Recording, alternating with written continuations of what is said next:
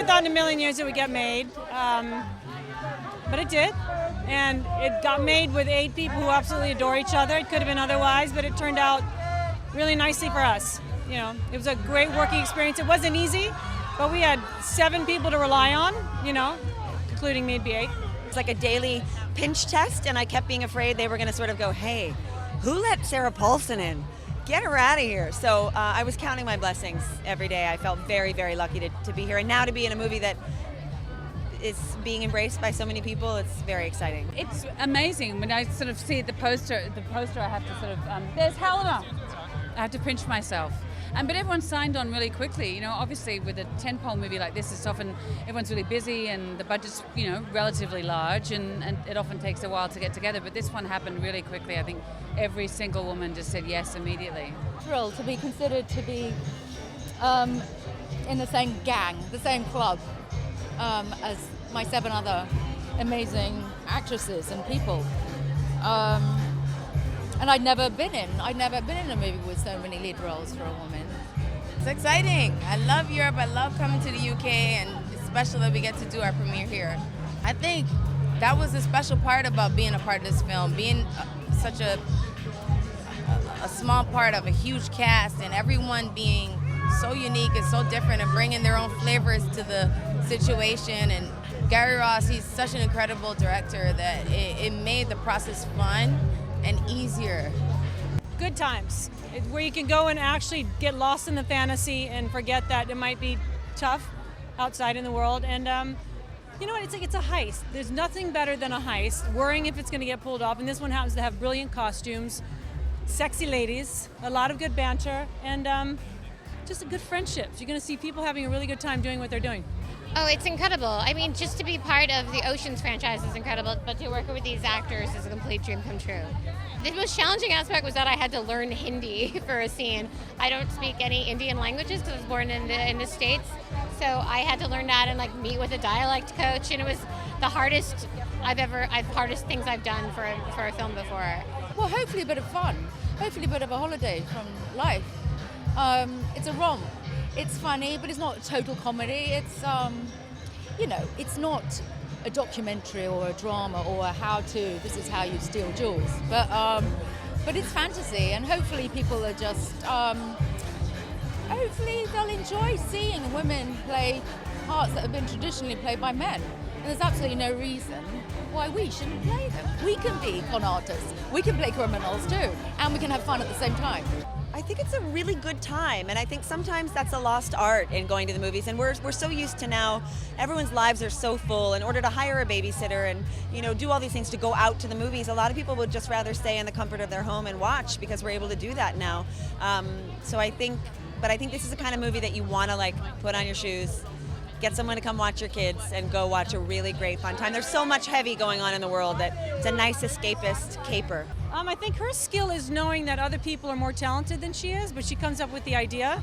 She is George Clooney's sister, so, you know, apple tree. But she's the one who comes up with the idea, but knows better than to execute it herself. She knows she needs 7 brilliant people to do it. She hires them and lets them do their job.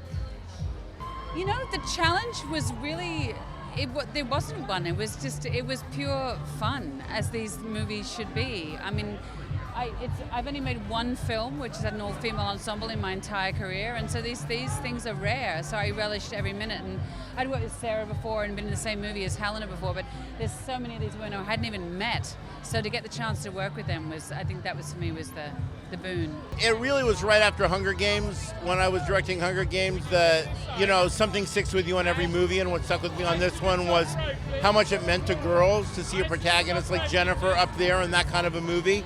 And then one night I was with a friend having dinner, and this sort of popped into my head, and I realized we'd never seen an ensemble like this, of 8 strong, kick-ass women coming together to do this on their own, you know, not having anything to do with a guy, just by themselves. And I realized, in a sense, because it had never happened before, it was all the more reason for it to happen. And then I'm not stupid enough to think I could do this myself, so I reached out to Olivia. We've been working on other stuff together.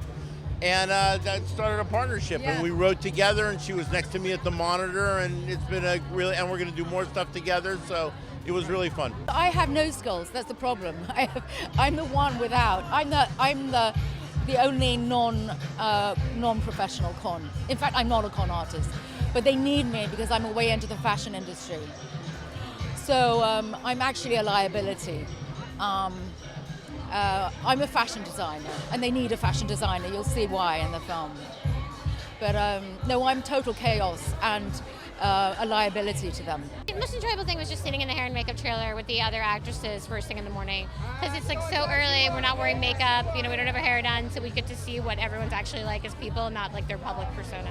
Yeah, Amita is a jeweler, so for her, she's an expert at putting together pieces of jewelry and taking them apart, which she obviously needed for the plot line for this movie. It is, yeah, it was fun to be able to, I think I probably spent the most time touching it and handling it of any of the characters. And even the fake version was intimidating to me. My gosh, the most challenging was long days, juggling family. I think half of us were juggling family and worried we weren't being a good mom. But the best part of it was having 7 people you could safely rely on after we realized that we were safe to each other and that we could ask for help anytime. It was like, it made it a lot easier, and that you don't get that very often. The most challenging was to try to keep a straight face and to try to just focus on what we were doing, because I kept being like, you're Cate Blanchett, right? You're Sandra Bullock. Are you aware? You're comfortable? Everybody's comfortable with that? You're Rihanna? Okay, everybody's fine. So I was just trying to keep my cool. That was the hardest thing to do. It was like the yin and the yang of, I can't believe I get to be here. Everyone is so extraordinary, and also I get to be here. I might as well absorb it all. I play the character of Tammy, and I am a stay-at-home mother who used to be very deep into this business, and she got out, and like The Godfather, Sandy comes back and pulls her back in. The amount of money they stand to make is enormous, but I think more than anything, Tammy's in it, and I think they all are for the thrill of the con and the thrill of the heist, which hopefully is translated and the audience feels the same. It's got its tongue firmly in its cheek, said the actress to the bishop. It is fun, and what the most exciting moment for me was we had a test screening in New York, and there were 70-year-old men, 12-year-old girls, 40-year-old women, 60-year-old men. It was like it was a really diverse demographic. It's a film for everyone, I think. Skill set is very important in these type of movies. My character runs a nightclub, and she's a long-time friend of Sandy Bullock's character, Debbie. And Sandy's been inside, so she uses my character's Rolodex, who's got a lot of context. And I think she's missed the adrenaline rush of, being in a really exciting, impossible heist, which this is. If someone is watching it, what's in store? I think that this is a really unusual movie in that it's like this many female characters, and we're all coming together about something that's not about romance, and that's kind of fun. And I think women are excited about that. Plus, there's such glamorous costumes. Like, they're the best. It's like such wish fulfillment. It was quite hard. Well, it's always hard for me. But it was hard in New York because there was so much. It was like this. It was like we were shooting in this with noise going on and people and paparazzi, and it was like we were shooting a photo shoot, but it was like, it's not a photo shoot, guys. We're trying to pretend. We got to do it. So that was hard. And there is a thing, like, it's great to have all the women, but the only problem is with women, we do chat a lot. So if you have 7 other women, and then on top of it, then you have checks. Before hair and makeup, you go checks, and people come in and check. So each person, you have wardrobe, you have makeup, and hair. So that's 3 more. So that's 3 times 8. How much is that? 4, so 24. Then it's 32 people plus the. So it's suddenly a cocktail party. It's like a party, but without the alcohol, and everyone's talking.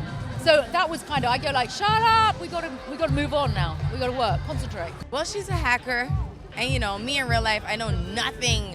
I'm so behind on technology, so I had to really sit with someone who knows about that and show me how they type for real and make it look as natural as possible. But the hacking was definitely a big part of getting the heist pulled off. You know what? I didn't expect to have such a good laugh. You think a heist and you think Ocean's 8 and it's a lot of action, but it's so funny. You don't expect that.